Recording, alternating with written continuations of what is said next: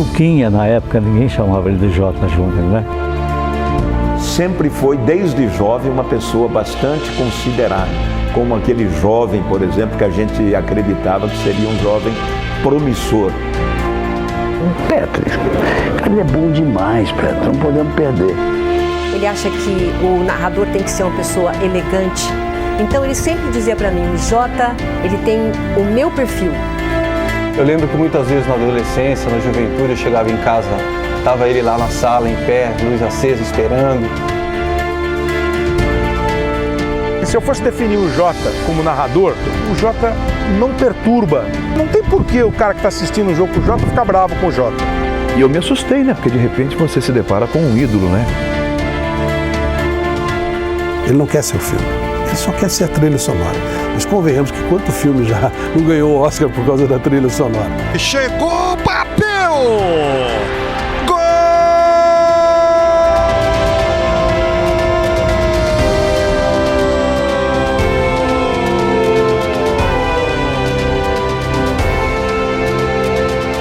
José Francis Cândido Júnior, 7/12/1948, Americana, São Paulo.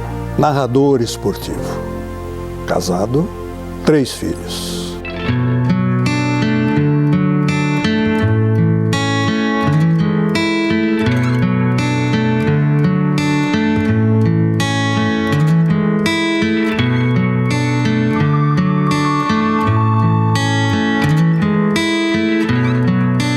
Eu tive a minha infância num sítio que era do meu avô, pai do meu pai. Nós fomos criados ali, éramos em 3 irmãos, né? Eu, o mais velho, Pedro Luiz, que era o do meio, e o Paulo César, que era o mais novo. Eu sei que fome a gente nunca passou. Classe média, um pouco abaixo da média, entendeu? Eu estudei no colégio Dom Bosco, em Americana, não decepcionava, né? Não tirava notas baixas e tal, mas também não era cara de 10, 9, 10, nada disso. 6, 6,5, 7, eu me garantia por ali, entendeu? Ali é que eu me garantia para poder passar de ano.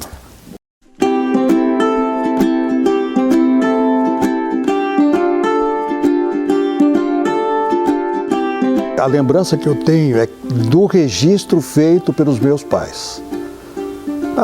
Ele quando ele tinha lá 7, 8 anos de idade, ele já queria ouvir rádio. A história que eu sei que a mãe dele contava era que desde criança ele narrava. A partir de ouvir o rádio e passar a conhecer o que era o futebol, os times, os campeonatos, como é que era, como é que não era, aquilo me despertou.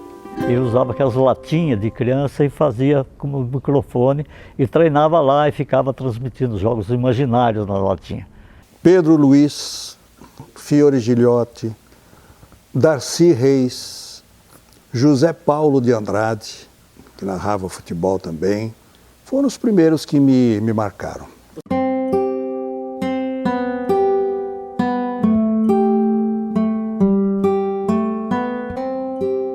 Com 13 anos, em 1961, eu tive meu primeiro registro e comecei a trabalhar com meu pai numa fábrica de tecidos. Eu comecei como hoje a gente chama, não sei se ainda usa esse termo, né? Contínuo. Era um contínuo. Leva o papel para não sei quem, vai buscar aquele papel, tira cópia disso, tira cópia daquilo, entendeu? Comecei assim.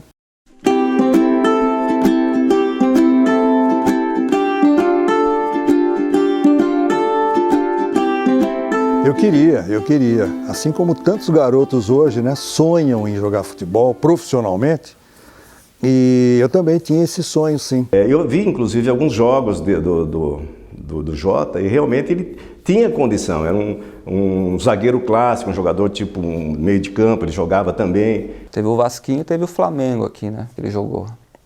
Cheguei até a ter, numa determinada época, 18 anos de idade, uma carteirinha da CBD, Confederação Brasileira de Desportos, que hoje é a CBF, né? Uma carteirinha de atleta profissional.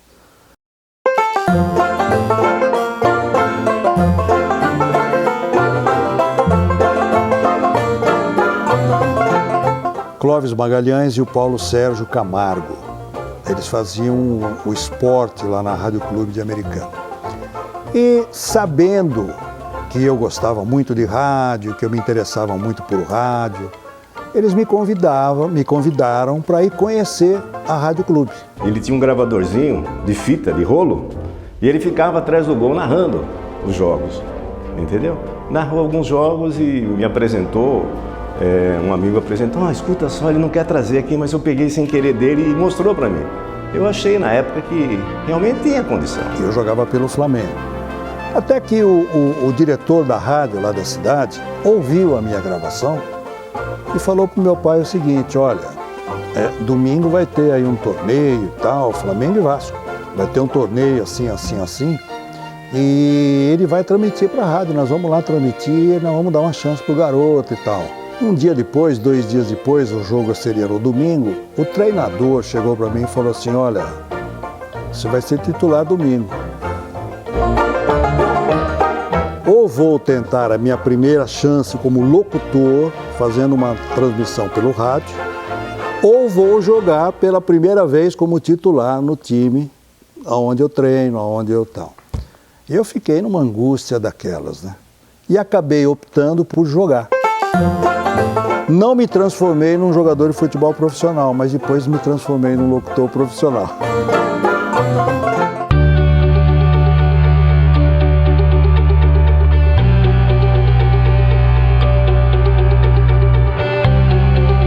De repente ele apareceu no rádio com a mala e tudo e ficou, né?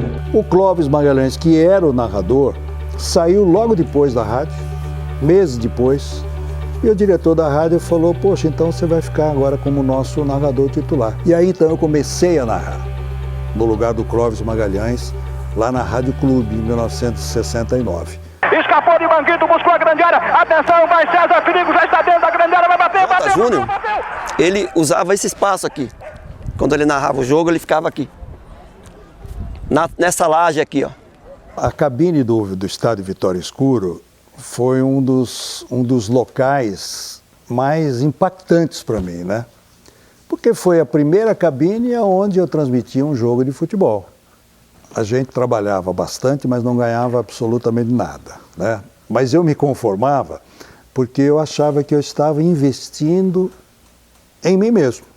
Então nós viajamos muito com o nosso time aqui de Americana, antigo Vasco da Gama, depois Americana Esporte Clube, na 3ª divisão, viajamos muito, ele como narrador e eu como repórter. Até que um dia ele foi contratado da Rádio Brasil de Campinas. Eu fui conversar com o Sérgio, em Campinas, na Rádio Brasil, e apresentei para ele lá uma fitinha, né? E ele gostou. Ele falou, não, legal, vem trabalhar com a gente e tal. E foi assim, fui trabalhar na Rádio Brasil em 1974 e pela aceitação, é claro, do Sérgio Salvucci, que foi o meu diretor na Rádio Brasil.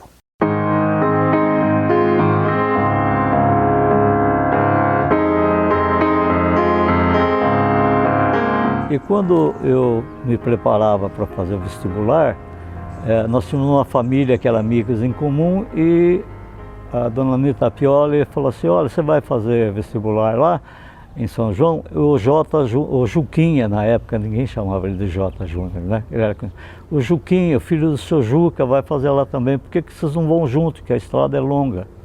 Aí eu fiz faculdade de Direito em São João da Boa Vista e frequentando a faculdade durante 5 anos, era a pessoa com quem mais eu me identificava. Né? A gente estava sempre junto, trocava ideias, grandes papos.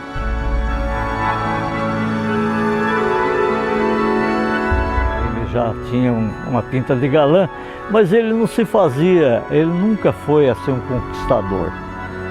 Ele atraía as meninas, a gente via, ele tinha as namoradinhas dele, apareciam e tal, mas ele por si só não é o tipo do galanteador barato, não. Nunca foi. Ele sempre foi discreto até nisso. As meninas davam em cima dele, sim, até acho pela profissão, pelo programa de rádio que ele tinha aqui. Tive muitas namoradas e tal, paqueras, aquelas coisas naturais da juventude, né? Mas por força do rádio. Eu, pelo menos, vejo assim. vejo a Sueli como uma velha companheira de caminhada cósmica, entendeu? Então, a gente sente isso, ela também sente isso. Que a gente não se conhece só há 40, 45 anos, 50 anos, nada disso. O que eu mais admiro na relação deles é o respeito que cada um tem ao quadrado alheio. Então, essa coisa de minha mãe evita invadir o espaço do meu pai evita invadir o espaço dela, eles se respeitam mutuamente nisso. Eu acho que o segredo da felicidade do casamento deles está principalmente aí. A gente já se conhecia, na verdade, mas na carreata de uma das conquistas do Brasil, uma das vitórias do Brasil naquela conquista da Copa de 70, é que ali a coisa se consolidou. Ali é que a gente se definiu sobre começar um namoro, iniciar um relacionamento mais sério e tal. Foi em 1970. Antes disso, eu recebi uma carta dele. Para mim foi uma surpresa, porque até então eu achei que não rolava nada, entendeu? 27 de setembro de 1973, e quando nós vamos cruzar num carro do Jota, um Fusquinha, nós vamos cruzar a Avenida Andrade Neves, nós íamos acho que no teatro ou numa sessão de cinema, um carro atravessou o sinal vermelho e nos aborroou. E a Sueli foi projetada para fora do carro. A porta abriu e ela caiu no asfalto. Ele ficou assim, abaladíssimo, né? Até porque eu tive uma lesão no cóccix, passei a noite no hospital. Talvez tenha sido até ali um gancho, aquilo que a gente chama de gancho, né? Um gancho muito forte, para que a gente se definisse em relação a sentimentos, em relação a projeto de vida, entendeu? Nós nos casamos no dia 5 de outubro de 1974.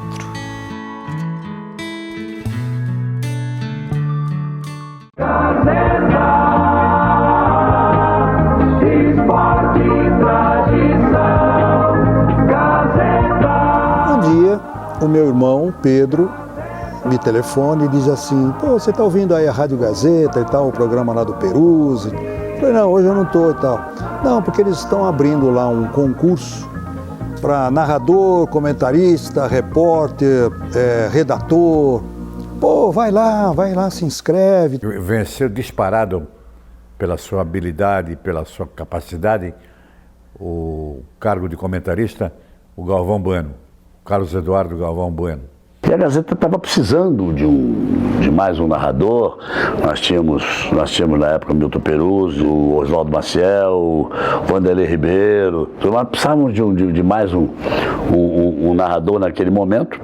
E ele me cutucou várias vezes. O concurso está aberto, vai lá fazer a sua inscrição. Vai lá, já tem bastante gente inscrita e tal.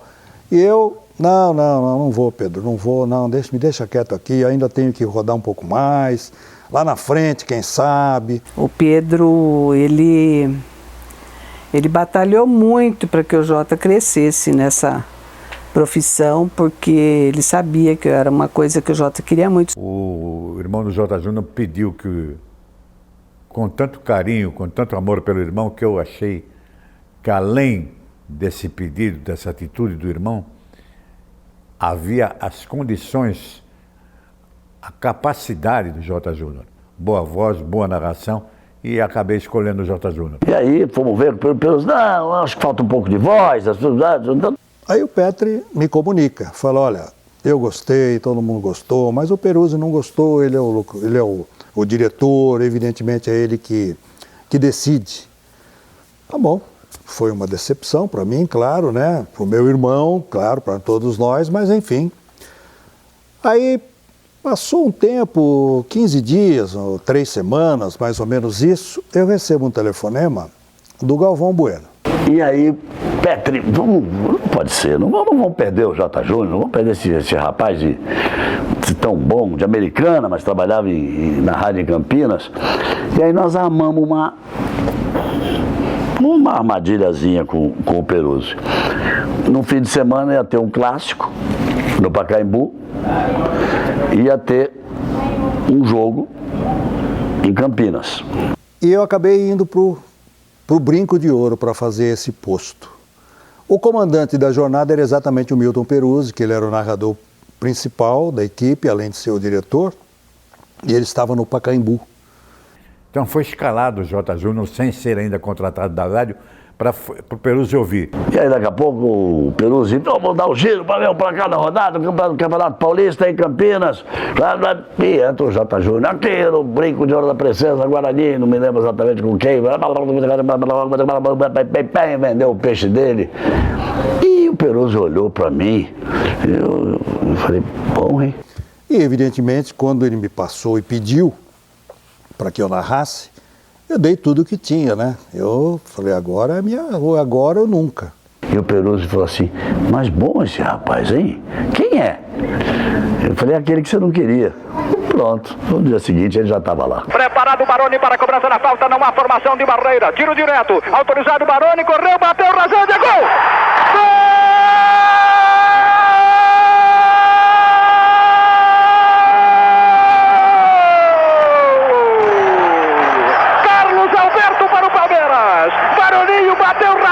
Dentro da pequena área, Carlos Alberto esticou o pé direito e botou para o canto esquerdo de Cantarelli. Na marca de 24 do segundo tempo aqui no Maracanã, Carlos Alberto, camisa 16, bota lá dentro.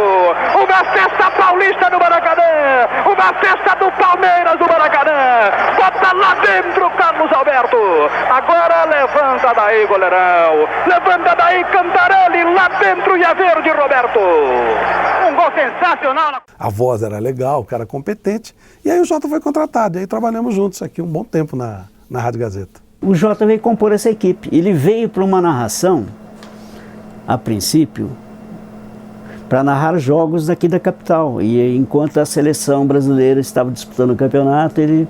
sabe? Sem dúvida nenhuma, foi um divisor de águas. Porque chegava num grande centro, né?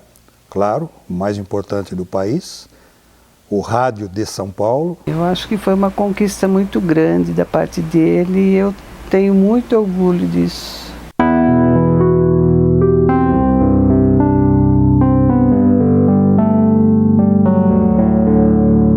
E o Jota, ele tem uma coisa que parece muito comigo, que é aquela coisa de apego à família, sensibilidade. Teve uma viagem internacional do Jota que ele veio embora antes, que ele não aguentou. Chorava muito, ele sentia muita falta de casa. Ele veio embora antes, uma das primeiras viagens dele. Ele é muito apegado à família, aos filhos, não gosta de ficar fora de casa. A minha primeira viagem internacional foi em maio de 1978, seleção brasileira excursionando pela Europa. Primeira vez que eu ficaria 20, 25 dias longe da família, dos amigos, longe do Brasil. E isso me causou um pânico muito grande. E aí eu cheguei para o Petri e disse, Petri, minha condição não é legal, não estou bem, eu estou precisando ir embora. E não deu outra. Ele não aguentou muito tempo fora do país e voltou. É escalado para uma excursão da seleção brasileira para a Europa, uma das coisas mais importantes que tem no jornalismo esportivo, e resolveu voltar porque estava com saudade da mulher. Isso é uma grande prova de amor. Pelo comando, ele tocou para Zico pela faixa intermediária, avança Zico pela meia-lua, perigo, invadiu, vai fazer o gol, foi pênalti! Penalidade máxima sobre Zico. São Paulo, Brasil, uma rádio no coração do povo, 1 para o Flamengo, 0 para o Peixe aqui no Maracanã. Marola fica à nossa esquerda aqui no Maracanã. Agora sim a cobrança do penal, na marca de 13 do segundo tempo, vai correr Zico, correu, bateu!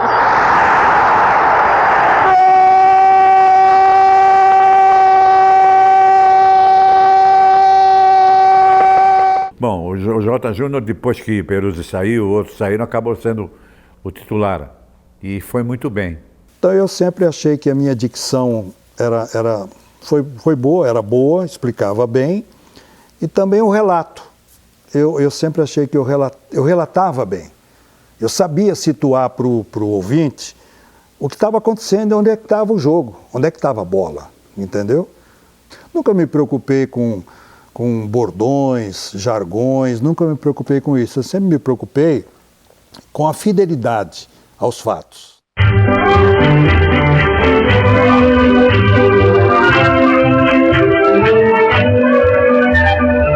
A gente tinha 3 grandes rádios em São Paulo, a Jovem Pan, a Bandeirantes e a Globo. Então, sempre que surgia alguma revelação em outras emissoras, na Gazeta, por exemplo, numa Tupi, surgiam essas revelações e elas despontavam como propostas ou despontavam como interessantes para essas emissoras chamadas grandes, desse trio. E como a gente já tinha essa ficha do Jota, eu telefonei para ele um dia.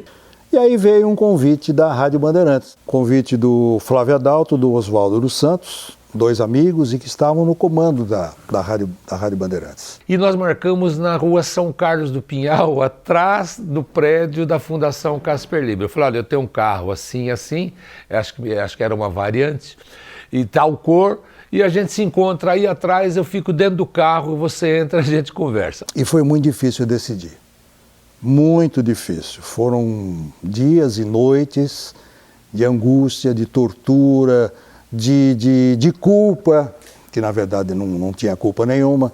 Poxa vida, a Gazeta me acolheu tão bem, agora eu vou deixar a Gazeta para ir para uma outra e tal.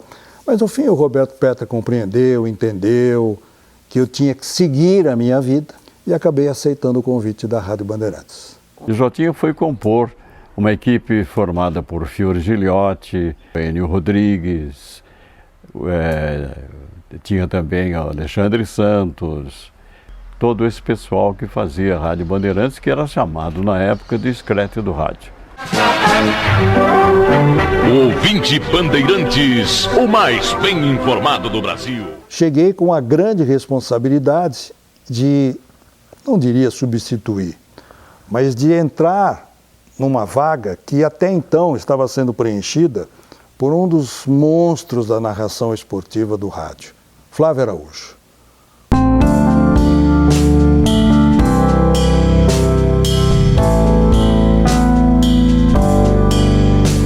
Então, nós tínhamos 2 diretores.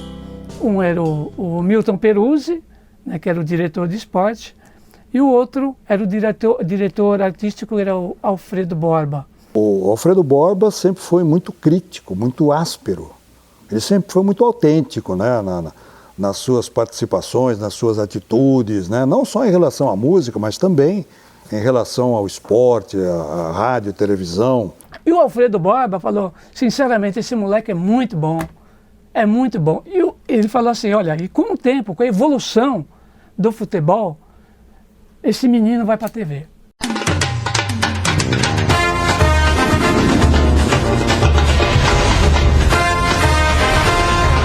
Eu fui para o Pan-Americano, fazer pela Rádio Bandeirantes os boletins, os informativos, e acabei sendo mais utilizado pela TV Bandeirantes. Passado um curto espaço de tempo, 1 ano, 2 na emissora, ele já estava se dividindo entre rádio e televisão, abrindo novos campos. Veio a informação de que Luciano do Valle, que estava na TV Record naquele ano, saindo da Globo em 82, né? Ele ficou 1 ano na TV Record. Luciano do Valle estaria vindo para a TV Bandeirantes com o projeto Show do Esporte. O Jota, ele sempre foi um profissional que se destacou, como disse, certo? E evidentemente o nome dele foi se projetando. É claro, é evidente que era para acontecer e aconteceu. E o Luciano avaliou esse material e me chamou e disse, olha, você foi muito bem lá na cobertura do Pan-Americano e eu quero que você trabalhe com a gente, que você fique com a gente na televisão a partir agora do Show do Esporte, que eu estou vindo para cá, aquela coisa toda. E foi assim, a minha transição do rádio para a televisão em 83, com a chegada do Luciano para a TV Bandeirantes. O Show do Esporte, pouca gente sabe, né? Ele surgiu de um sonho do Luciano do Valle. Quando a gente estava em Miami, eu lembro que ele sentou na cama, assim, ele ficava assim com olhos bem fixos no canal, no ESPN, que era só esporte. Ele falava, é isso que eu preciso fazer. Um canal só de esporte. Eu ainda falei assim, mas Luciano, fica o dia inteiro assistindo esporte? Não tem uma novelinha, não tem um filme? Não. Das 10 da manhã até as 10 da noite vai ser esporte, vai ser o maior sucesso. Então aí que começou o Show do Esporte por volta de 1983, em 1983, e com um desafio muito grande, porque a Bandeirantes abriu, olha, tem das 10 da manhã, no começo era até às 8 da noite, porque tinha a Hebe, depois acabou a Hebe, era das 10 da manhã às 10 da noite. para vocês fazerem esporte. Então isso foi o que determinou o sucesso do projeto, porque a gente teve que ser muito criativo, né? Quer dizer, quando ele começou a colocar tudo isso, né, ficou aquele clima assim na reunião, tipo um sonhador, né, o cara está viajando, o que ele está pensando, isso nunca aconteceu na televisão brasileira. E quando ele montou a equipe na Band, e chamou meu pai para fazer parte dessa equipe, eu acho que esse foi o grande momento da carreira dele. Eu acho, porque foi a partir daí que o nome dele foi consolidado mesmo nacionalmente em rede de TV, porque até então ele vinha de rádio. A equipe era super bem formada, era o Luciano do Vale, Jota Júnior, Alexandre Santos falava gol, grande momento do futebol. Era uma pessoa que eu adorava também. Aí depois veio vindo o Silvio Luiz, veio mais tarde, mas o Silvio Luiz, o Flávio Prado, o Eli Coimbra, uma turma assim, enorme, veio numa segunda etapa do Show do Esporte. Em determinado momento, o Show do Esporte tinha uma equipe brilhante de profissionais, né? Não tinha um mais ou menos.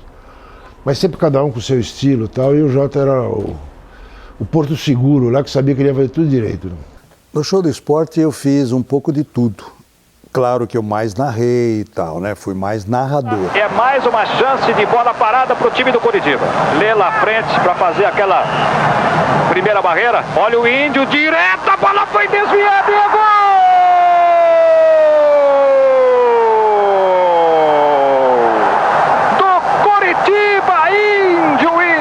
Índio, camisa 9 aos 26 minutos, veja aí outra vez.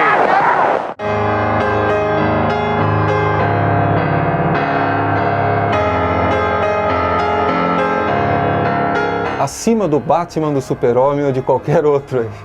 Era meu grande super-herói, sim. Sempre foi parceiro, sempre foi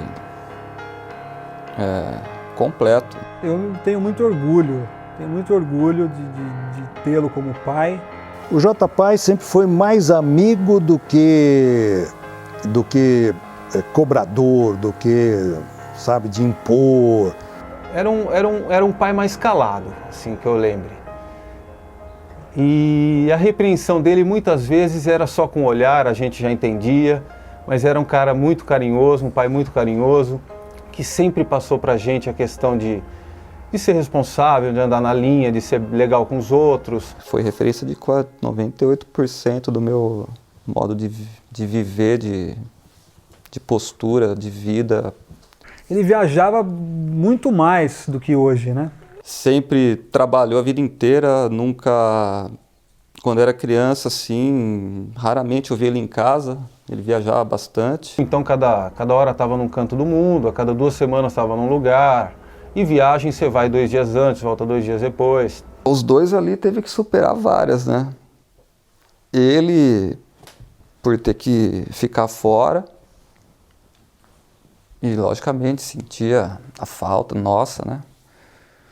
E ela, por numa fase que de repente estava com 3 filhos, criança ali, um de nem 1 ano, eu de 6, meu irmão de 7,5, 8, e sozinha, né? Então, pô, eles são vencedores nesse quesito aí de casal, né?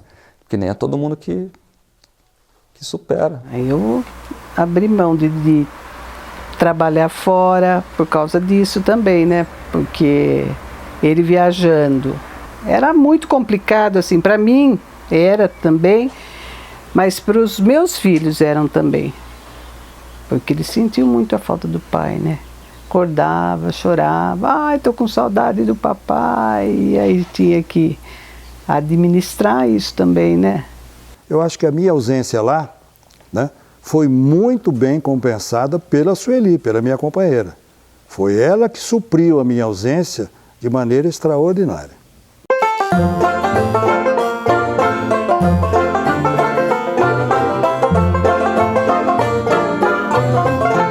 Aliás, eu me permito contar uma pequena sacanagemzinha que eu fiz com ele, porque isso é o meu padrão de comportamento. A gente foi fazer um jogo em Piracicaba pela TV Bandeirantes e o Flávio Prado estava na nossa equipe, né? O nosso querido Flávio Prado. Acabou o jogo, como sempre, o Jota saiu desesperado para ir para casa. Claro, ele queria ir embora logo. E eu tinha que esperar o pessoal da técnica e tal para ir embora. E aí eu peguei e falei para todo mundo que o Jota estava esperando todo mundo para um churrasco na casa dele. O Flávio Prado distribuiu para toda a equipe, pessoal do carro, pessoal de produção, para todo mundo, um mapa. Daqueles mapas assim, ó, você pega a rodovia, sai da rodovia, entra à direita, para a esquerda e tal. Ali tem a chácara do Jota e ele vai oferecer um churrasco para todo mundo, logo após o jogo, logo após a transmissão. E aí toda a equipe de externo e tal, 50 pessoas, 40, 60 foram atrás do Jota. E eu dei um endereço falso, inclusive, claro. Eu queria confusão. E eu não estava sabendo de absolutamente nada, porque era uma aprontada do Flávio, né? E aí quando eu chego no estádio, de repente encosta um, encosta outro. Pô, legal, vamos pro churrasco depois do jogo. E eu tô ali, né? Tá bom, eu vou também, aonde é, né? Me fala onde é e tal. E aí ele, com esse endereço falso, o pessoal acabou ligando para a Bandeirantes e chegou todo aquele bando lá. Aí chega um rapaz para mim e diz assim, escuta, é difícil chegar na sua chácara? Eu falei, como? Que chácara? Não, essa aqui. Aí ele mostrou o mapinha que o Flávio tinha feito e tal, sobre a chácara. Uma daquelas do Flávio Prado, né? Não tinha churrasco, não tinha chácara, não tinha nada. Ele que aprontou para mexer comigo. Eu não sei o que ele fez com churrasco, mas churrasco é a única vez que ele xingou a minha mãe, xingou com vontade. Olha a briga que tá ali na meia-lua! Gol! Comecei a conhecer mesmo o trabalho do Jota, acompanhar mais na época da TV Bandeirantes, né, quando a Bandeirantes virou o canal do esporte e o Jota era um dos narradores, um cara eclético de todos os esportes. Assim, acho que anos 70 é o começo e anos 80 eu acho que é a afirmação, né, do Jota como um dos principais narradores da televisão, do rádio. Levantamento, Vladimir de cabeça, olha o gol!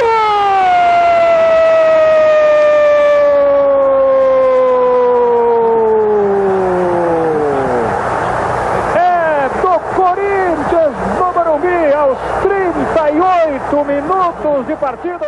Acho que o Jota talvez tenha sido o que entendeu mais rapidamente a diferença de linguagem, né? Porque no rádio você não tem imagem, você tem que falar tudo para o cara que está em casa para ele se situar absolutamente dentro de um jogo. Na televisão não, a imagem é mais forte que qualquer coisa, né? Então você é muito mais pontua do que conta para o cara a história que está acontecendo. Ele é um sujeito que não é maior que a bola, não quer ser maior que o jogador, não quer ser maior que o espetáculo.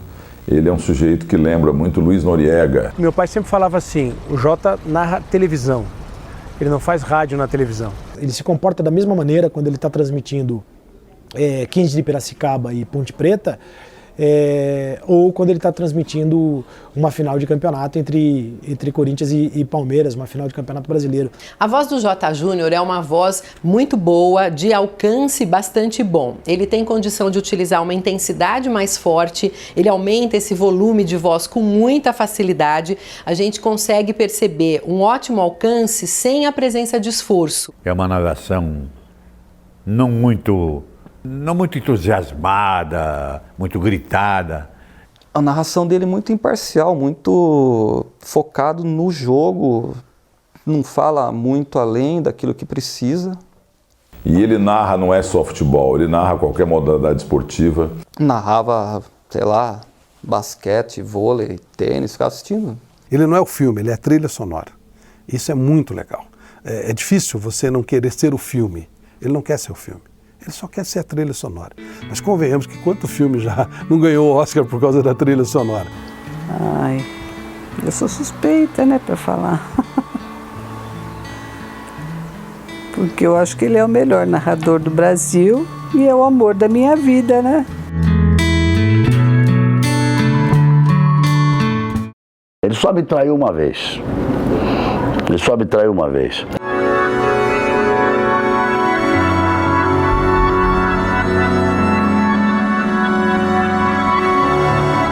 O papo é sério, né? O Jota foi convidado em determinado momento para trabalhar na TV Globo. Era o ano de 1989, né? E eu, sinceramente, sem modéstia, eu estava numa fase muito boa, porque eu já estava desligado do rádio, da linguagem do rádio, e já estava na linguagem da televisão. E aí, o Galvão Bueno, novamente, entra no circuito. Conversamos, fomos almoçar, ficou tudo certo. Ele seria, quando eu fosse fazer seleção brasileira, ele ia fazer Fórmula 1, estava tudo certo, casava perfeitamente J. Júnior com Rede Globo. E o Jota ponderou, pesou e acabou não indo. Quando eu voltei, fui conversar com o Luciano e com o Kiko, né? O sócio do Luciano, o grande Kiko, eles acabaram me convencendo de que não era o momento de eu ir para a TV Globo. Não voltou e ele não consegue sair de Americana. Ele não quis ir morar no Rio, ele ia ter que morar no Rio. Então foi a única vez que ele me traiu. Não foi uma decisão fácil, não. Ele perdeu muitas noites de sono, acho, para tomar a decisão.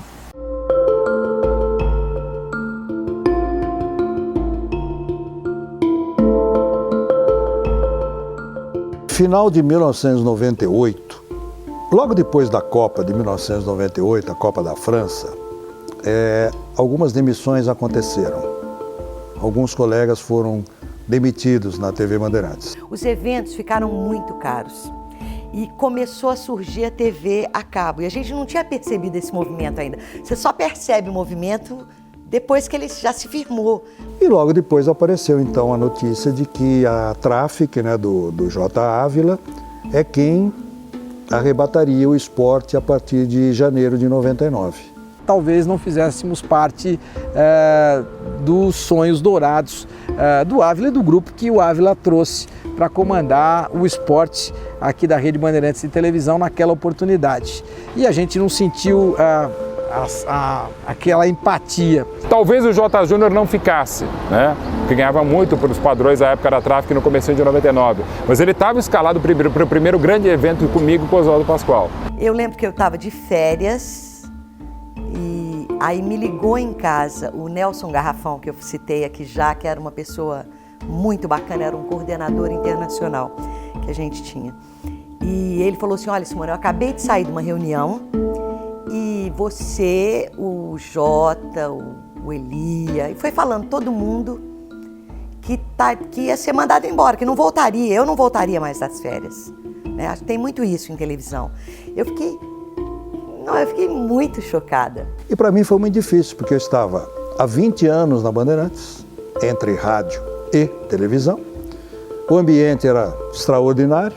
Eu ia me desligar de muitos amigos e principalmente do grande amigo Luciano do Valle, que ele ia continuar na Bandeirantes e eu não ia continuar na Bandeirantes. Estávamos só eu e ele.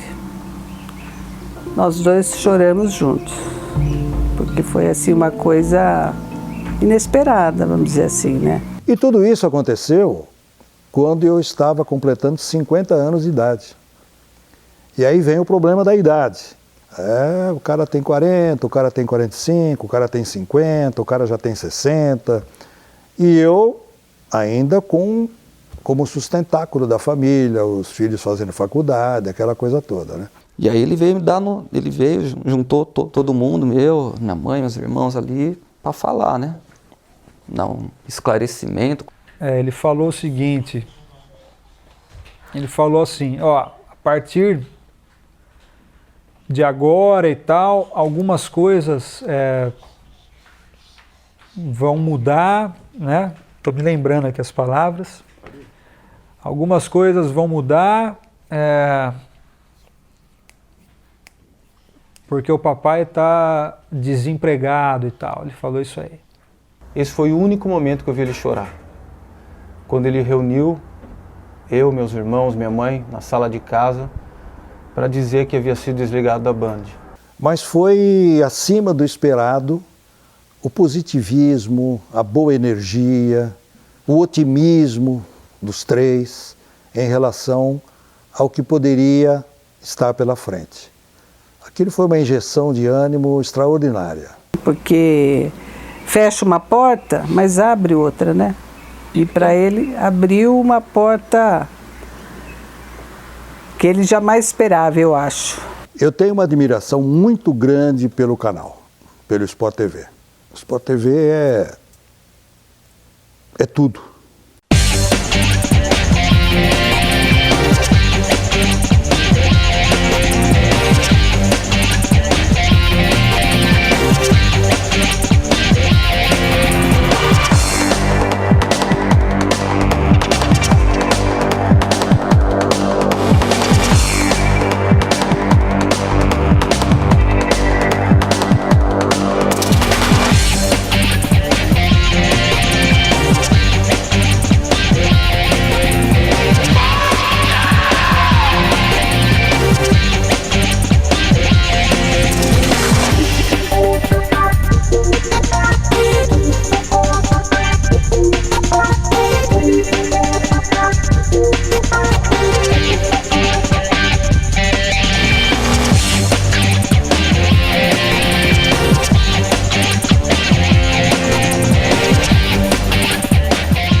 Então estava muito difícil, já fazia 2 meses aproximadamente que eu estava mexendo. E através de um amigo da TV Bandeirantes, o Maurício Stout, um grande amigo, que depois trabalhou comigo, inclusive, no Sport TV, eu fui um dia na Bandeirantes para buscar documentos, uma coisa assim, né? Acertos finais, aquela coisa toda. E eu conversando com o Maurício ali na sala dele, ele falou, e aí, como é que é? Arrumou alguma coisa? Vai arrumar? Eu falei, Maurício, por enquanto nada e tal. Imaginei que seria um nome claro para o Sport TV. Quando eu liguei lá para a chefia do Sport TV no Rio, eles agradeceram o pedido e falaram, tá um Deus e um mundo pedindo pelo Jota, aqui interna e externamente. Um tempo depois, uma semana, 10 dias depois, o Luizinho me liga e pede para que eu vá ao Rio de Janeiro para a gente conversar. E no final de março, metade de março, meados de março, eu comecei a trabalhar no Sport TV em 99. Assinei meu contrato, vai ser por 4 anos, e só que esses 4 anos estão sendo renovados a cada 4 e está muito bom, ele está feliz, ele não quer parar.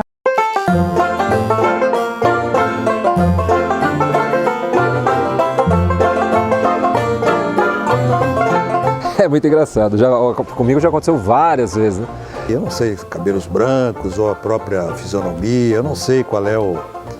Mas é muito comum isso. E onde você está, alguém que reconheça, né, como o Milton e tal, aí já vem com os bordões do Milton, que beleza e tal, não sei o quê. Na Vila Belmiro, no portão que a gente entra para a cabine de imprensa, em frente, numa esquina, tem um bar, uma padaria, que é um boteco lá, enfim. Mas era assim, era batata. Eu entrava na padaria, Jotinha, você chegou, Jotinha! E eu não era o Jotinha, né? Eu falava pra ele, fico muito lisonjeado, porque eu gostaria muito de ser o Jota Júnior, mas não sou, eu sou o Milton Leite. Mas acho que o cabelo branco, o jeito de pentear o cabelo, enfim, acho que tudo isso influencia as pessoas. Mas já foram várias as pessoas que me confundiram com o Jota e me chamaram de Jota, né? Pra minha alegria, né? Vamos tirar uma foto, Milton? Vamos tirar uma foto. Aí depois que tira a foto eu comunico, né? Falo, olha, tiramos a foto, mas eu sou o Jota, não sou o Milton. Oh, desculpa e tal. Isso acontece muito, é.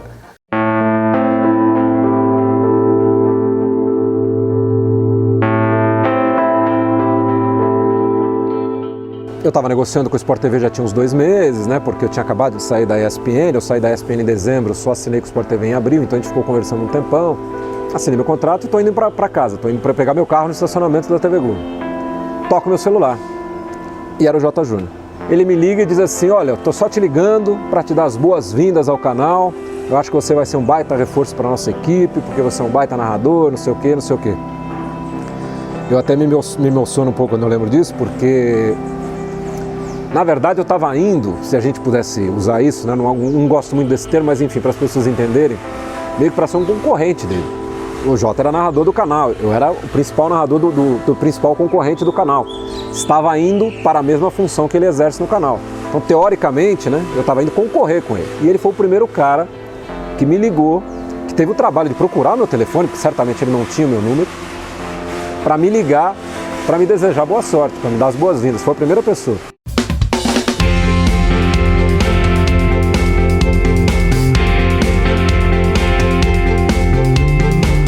Então, sim, a hora que você vê um cara que sai do interior, ganha um espaço numa emissora que tinha uma boa marca esportiva, que era a Rádio Gazeta, vai para a Rádio Bandeirantes, que é um prefixo espetacular, migra para a TV e faz essa passagem sem trauma, continua andando e vem para um outro tipo de veículo que é a TV a cabo. Isso tudo, assim, se não é inspiração, é um exemplo, entendeu? Um cara assim que a gente até brinca, né, que ele é uma moça, que ele não... É raro você ver, por exemplo, eu sou um cara meio explosivo em transmissão, quando as coisas não estão funcionando bem, eu grito com o operador, eu grito com o coordenador, enfim, mas depois eu vou lá, peço desculpas, eu fico calmo. O Jota é incapaz de fazer isso, né? Tem uma passagem com o Jotinha inesquecível por 2 motivos, pela postura dele em relação ao que aconteceu e por ter sido em Americana, que é a cidade dele. A gente estava transmitindo um jogo em Americana, se não me engano, do Palmeiras contra o Rio Branco no Campeonato Paulista. E naquele dia especificamente, um coordenador de transmissão falou muito no ouvido do Jotinha pelo retorno, pelo ponto, pelo fone. Eu simplesmente tirei o fone e ignorei o que ele estava me passando, porque o mais importante naquele momento era a nossa comunicação e o espetáculo que estava sendo apresentado, né? é uma mistura de um lorde com um monge, né? Achei fantástico aquele dia, para mim foi uma lição de postura, de como você deve se comportar nesse tipo de situação, quando alguma coisa sai do controle, quando acontece alguma irritação, uma interferência externa, a transmissão está sempre em primeiro lugar, e nisso o Jota é mestre. E nas raríssimas oportunidades que aconteceram problemas, o que me chama a atenção é a forma como ele consegue filtrar isso. Ele não permite que aquele estresse de fora interfira na cabine ou na transmissão.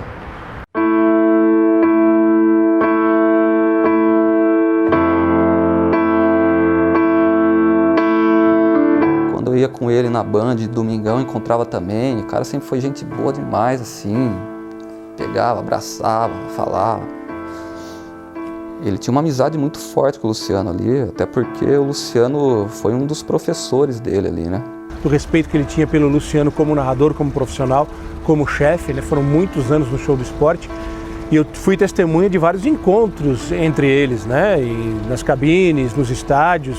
O Luciano sempre ia até o Jota via o Luciano, ia até o Luciano, se abraçavam, conversavam, perguntavam da família, ficavam batendo papo e eu ali como telespectador daquele papo, né? O Luciano tem aquele jeito de paizão.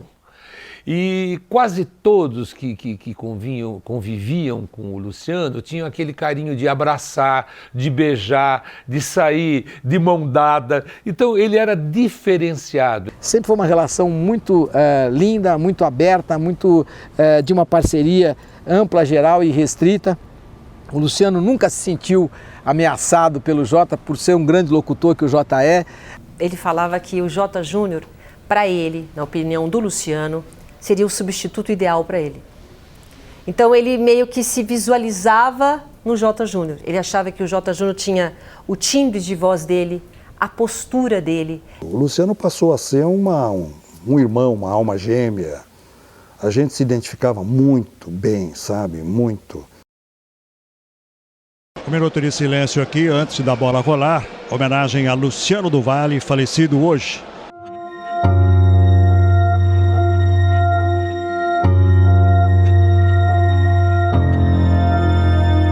Tudo que o Sport TV é hoje, o que o Sport TV faz hoje, se deve muito ao que o Show do Esporte fez um dia, que a TV Bandeirantes fez um dia e, sobretudo, que o Luciano do Valle fez um dia. Era um dia normal no futebol, onde estávamos nos preparando para entrar no ar, fazer uma transmissão de um jogo.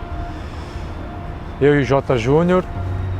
Primeira rodada do Campeonato Brasileiro de 2014, né? Porto Alegre, Beira-Rio. E eu aqui na redação em São Paulo, quando soube que o Luciano do Valle tinha morrido. Fiquei um pouco assustado com a situação, sabia da amizade do Luciano com o Jota e resolvi esperar um pouco mais para a notícia. Faltava cerca de 40 minutos, meia hora para entrar no ar, o Jota fazendo as anotações dele, estudando um pouco.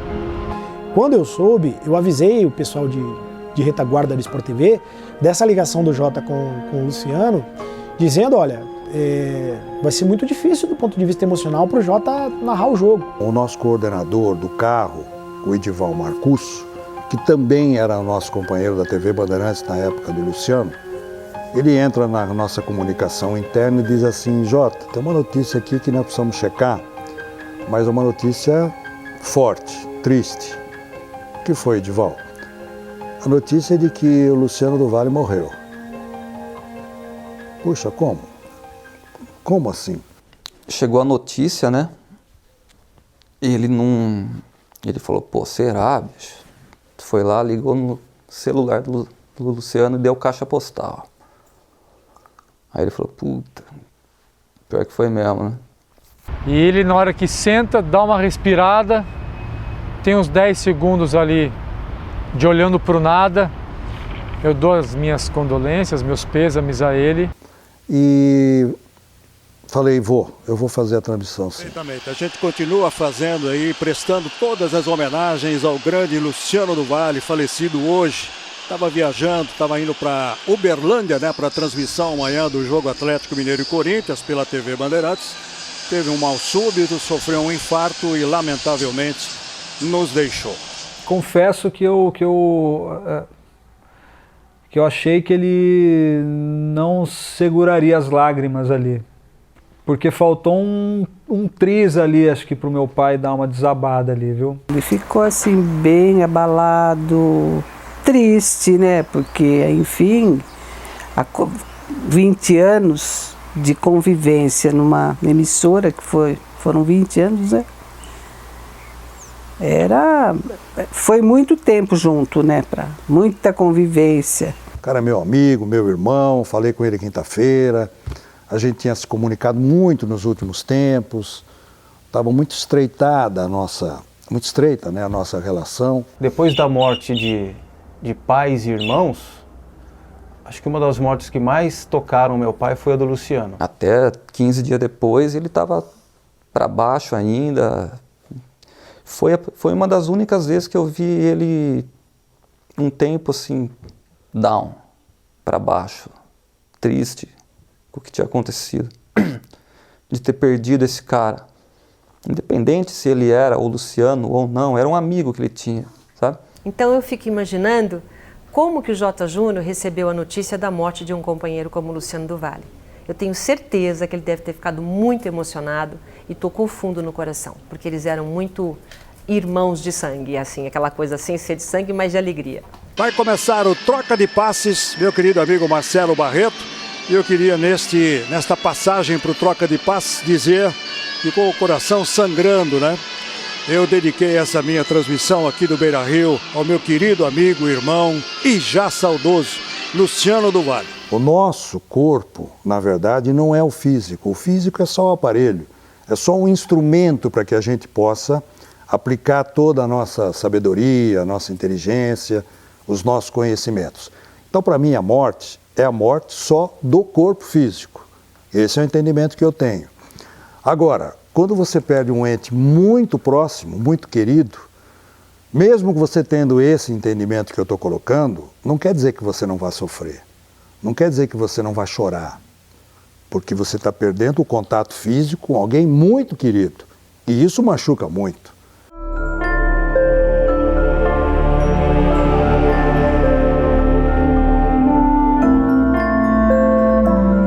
Eu acho que a visão de mundo, de vida e de morte que eu tenho, de desafios, de entraves da batalha do dia a dia, muitas vezes eu encaro com uma certa tranquilidade pela experiência que ele me passou dessa questão da espiritualidade.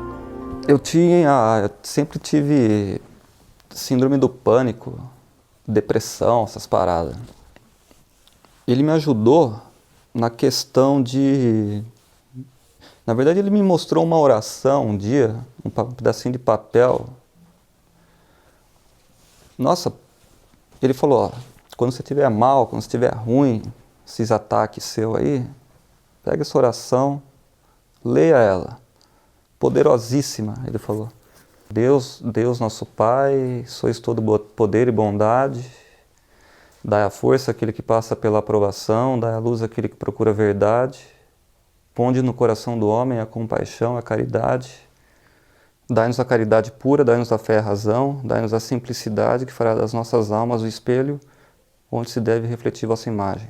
E essa oração que ele me passou foi um remédio assim, que me segurou por muitos e muitos anos ali depois. É a experiência de um cara que está à frente do seu tempo. O Jota ele tem um lado espiritual muito desenvolvido e que mesmo que a nossa ignorância não nos permita compreendê-lo plenamente, você sabe que ele existe.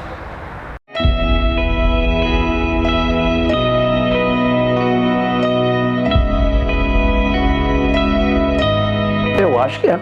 Eu acho que o Jota Júnior é uma unanimidade. Não há como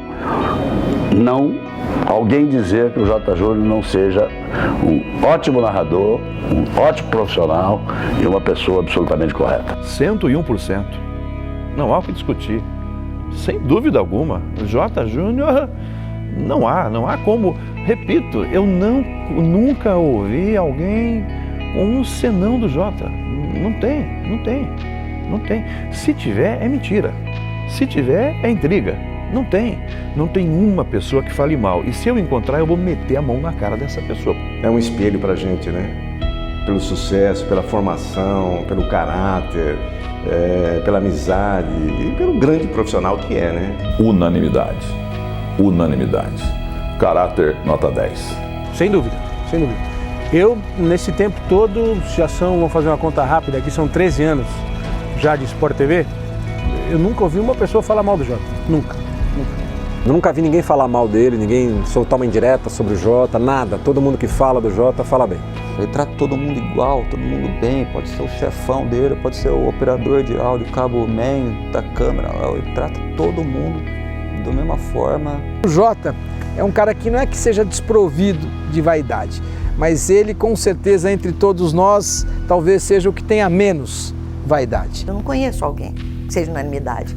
O Jotinha era unanimidade. Uma coisa impressionante. O cara que conseguir falar mal do Jota Júnior tem que ser preso, pô.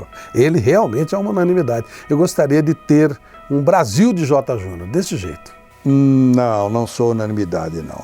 Eu gosto das pessoas, gosto das amizades e gosto do carinho que as pessoas têm por mim.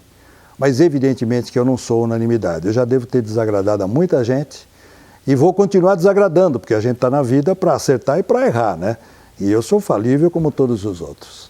Acho que a maior lição que o meu pai passa desde sempre é a simplicidade. Humildade, simplicidade.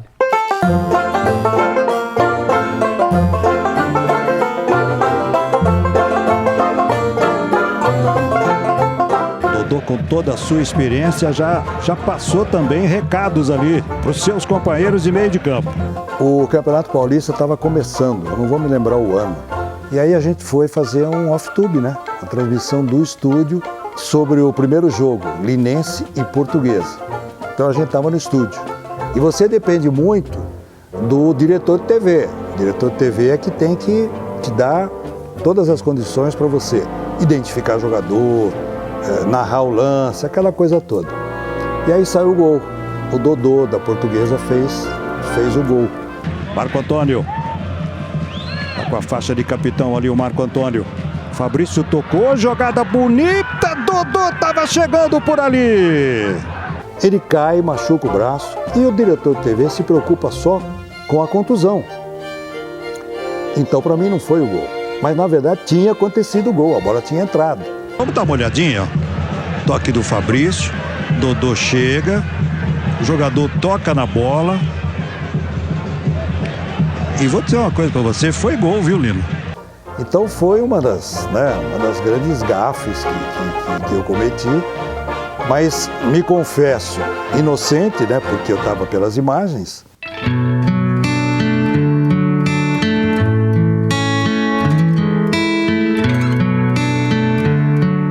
Toda a cidade de Americana é parente do Jota Júnior ou adoraria ser parente do Jota, né? É porque a prima que casado com o cachorro, com o cunhado do vizinho, é impressionante. Se você sai com o Jota, eu já tive essa alegria, se você sai com ele pelas ruas da cidade para tomar um café, para ir a um restaurante, para um almoço, para um bate-papo, é difícil, você não consegue. As pessoas se aproximam. De vez em quando a gente se reúne aí num restaurante da cidade, eu, ele, o Rogério Assis, que nós três moramos em Americana. Estamos sempre trocando ideia, encontramos nos estádios, entendeu? Somos, além de parceiros, amigos, a gente se considera um amigo e irmão, entendeu? O Jota sempre foi mostrando para a Americana, indiretamente, que nossa imprensa, nossa mídia deveria ser forte também.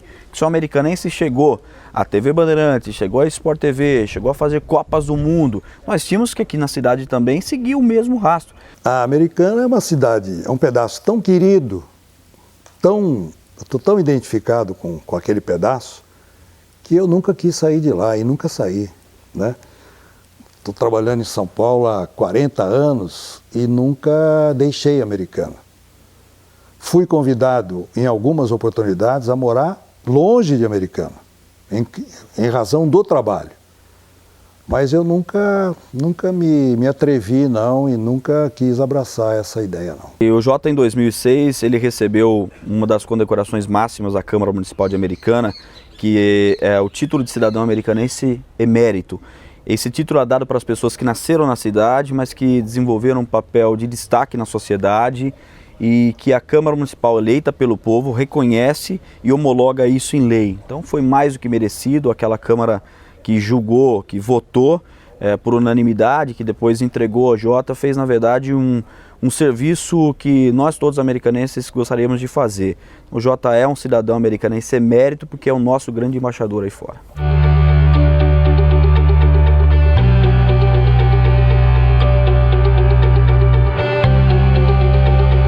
46 anos de carreira. Foram 7 emissoras. Foram 4 Olimpíadas trabalhando no local e uma trabalhando aqui no Brasil. Foram 9 Copas, 7 no local, trabalhando no local, e 2 trabalhando no Brasil. Eu narrei futebol, basquete, vôlei, tênis, atletismo, natação. Quantas transmissões!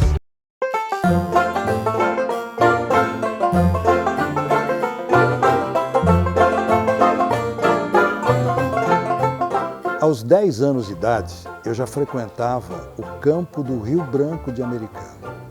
Foi o primeiro time que me tocou, foi a primeira camisa que eu vi de perto, assim, um jogador com a camisa do Rio Branco de Americana. Uma pena que logo depois o Rio Branco parou de jogar, entendeu? Aí eu tive que, e agora? O Rio Branco não joga mais, acabou com o time, não tinha mais time do Rio Branco e tal.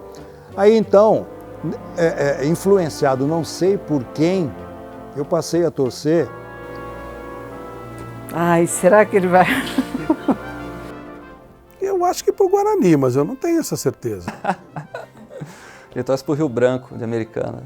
Então quando os caras falam Franciscangeli, aí você fica imaginando, oriundi e tal, mas eu não tenho a menor ideia do time que o Jota torce. Rapaz, eu acho que mudou o tempo que a gente conheceu, mas eu acho que ele continua torcendo pro Palmeiras. Acho que é o Rio Branco de Americana, pelo menos ele sempre me disse que era o Rio Branco de Americana. Nem desconfia de outro. Desconfio, mas não vou falar. Desconfio não, eu sei qual é, né? Mas não vou falar. Rapaz, não sei. Isso é o Franciscangeli. Palmeiras. Palmeirense. Isso só o Jota vai responder para você. Primeiro porque eu não sei. E segundo porque se eu soubesse eu não falaria. Eu passei a ser um simpatizante do Palmeiras. Só que existe um detalhe. Ele é palmeirense, eu sou corintiano, outros narradores. A gente só está no meio do esporte porque a gente gosta do esporte, gosta do futebol e para estar no meio tem que torcer para alguma equipe. Mas aí é que entra a parte profissional. Aí é que a gente tem que realmente ser profissional com P maiúsculo, onde eu procuro ser, e o J. Júnior é uma excelência nessa parte. A gente, a hora que está trabalhando, a gente não vê cor de camisa.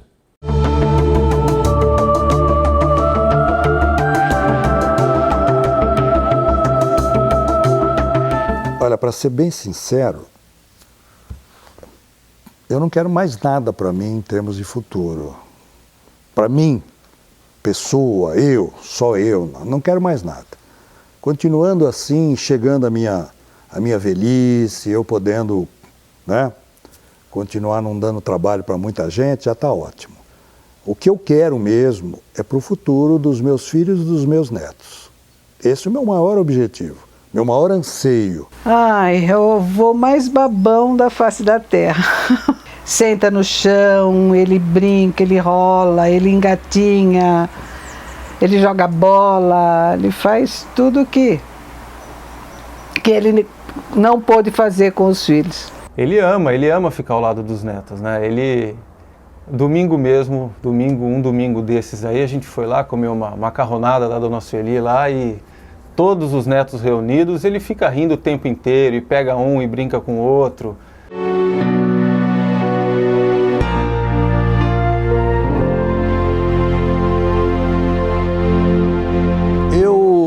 Eu acho que, da maneira como eu me vejo, da maneira como eu me enxergo, eu fiz muito pouco, deveria ter feito muito mais até aqui na minha vida, em todos os setores, em todos os segmentos. Por quê? Porque a gente tem uma tendência muito grande a se acomodar, a economizar. Ações, atitudes, em todas, na família, no trabalho, no relacionamento com amigos. Então eu acho que eu estou devendo e acho que eu vou embora daqui ainda devendo, porque tem muita coisa para ser feita, né? Então eu sou um cara que ainda estou em débito com o universo.